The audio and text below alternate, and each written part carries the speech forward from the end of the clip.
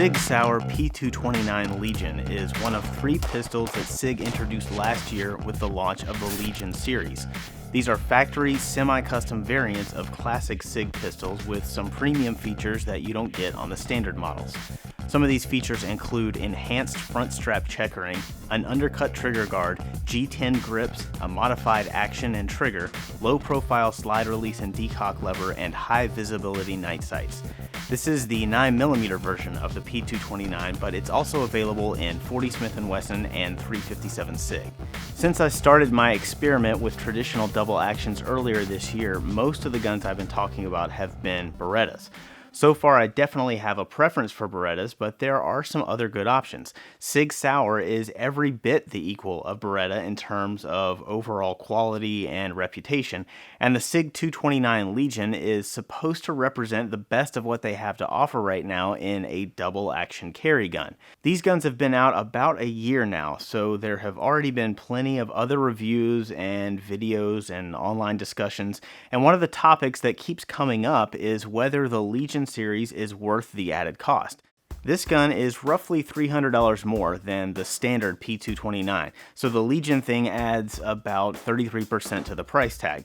That by itself has turned off some people, but what doesn't help matters much is that Sig's marketing for the Legion series is a little over the top. They made a big deal out of this whole warrior lifestyle thing, and the gun comes with membership to the exclusive Legion Club, and honestly, I think Sig might have underestimated the level of cynicism in the shooting community because it seems like a lot of people got the impression that Legion is just code for overpriced. And I can see why people might think that. It might cost a lot more than $300 to add all of those extra features to a standard Sig, but if you don't really need or want those features to begin with, the Legion guns could seem like a ripoff. But I'm going to argue that in spite of the self-indulgent marketing, the Legion pistols actually have some very well thought out features that some people are really going to appreciate. I've put about 1,000 rounds through this Sig Legion over the past few weeks, including my weekend at the Rangemaster Advanced Instructor course in Texas. I've shot other double action Sigs in the past, but this is really the first one that I've given a serious evaluation. Coming from the Beretta pistols right away, one of the things I missed is the slide-mounted decocker. A lot of people dislike that Beretta design, but you can't decock a Sig without breaking your support hand grip. I would prefer to have the ability to decock when I come off target and keep the gun at a low ready without disrupting my grip. So for me, that's one small advantage of the Berettas. Another one is that in my hands, the double action trigger on the Sig feels like it breaks just slightly farther back than on the Beretta.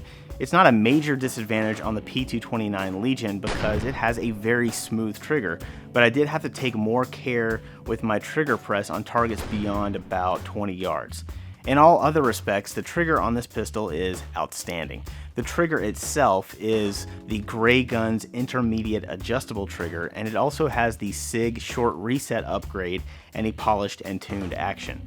What that translates to when you're actually shooting is really just easier trigger manipulation on strings of rapid fire. When you combine that with modest recoil and a bright green daylight visible front sight, it shouldn't take much for an experienced shooter to get really quick, accurate hits with this pistol. Bench rest accuracy was also really impressive. I fired some 5-round groups at 25 yards and got the best results with 124 grain Federal HST and 115 grain Spear Gold Dot, and accuracy with everyday Full Metal Jacket practice ammo wasn't bad either.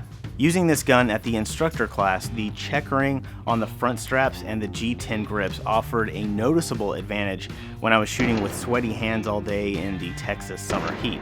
But I think a more useful upgrade is this little undercut trigger guard.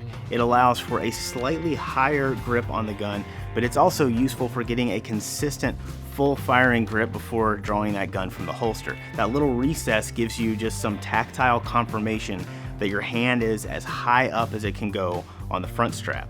The low profile slide lock helps to prevent an issue that's common with the classic Sigs, where the strong hand thumb can inadvertently ride the slide lock, which prevents the slide from staying open on an empty magazine. I've had that issue with Sigs before, but it was not a problem with the P229 Legion.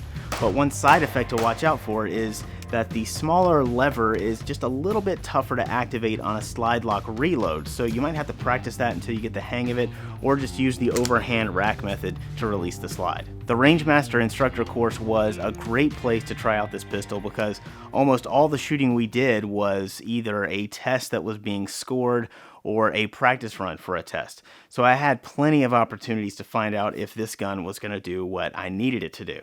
For the most part, I didn't feel at all handicapped by using the 229, even though I hadn't spent a whole lot of time with it before the class. At the 25-yard line, I would have been slightly more comfortable with a Beretta, but at more typical self-defense ranges, the P229 Legion was a fantastic performer. The scores I got in that class are a pretty honest indication of where my skill level is right now, and I don't think I could have done much better with any other gun.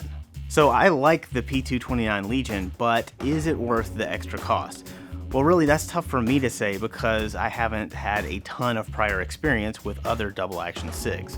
Whether or not these features are worth paying a price that's a third higher than normal is going to have a lot to do with just personal preference and your budget. But I will say this, if you can't shoot now, dropping $1,200 on a SIG Legion isn't going to change that. Some people have money to burn and they just want a nice gun for the sake of having a nice gun, and that's fine. But if your resources are more limited and you're hoping that a gun is going to help you shoot better, well, these little enhancements and extras aren't going to make a bit of difference unless you can already turn in a pretty respectable performance with a plain stock pistol. If you are a serious shooter and you like double actions, then you probably already have a good idea of whether or not the features that SIG is offering on the Legion series are things that you might benefit from. For people in that camp, I feel comfortable in saying that most of these features are really well executed. Personally, if I was going to invest in the SIG platform, I might consider a SIG Legion just to get that undercut trigger guard. I really like that feature. The finish is not holding up quite as well as I would like, but otherwise, this is a pretty impressive effort for a factory gun with some upgrades that make a lot of sense.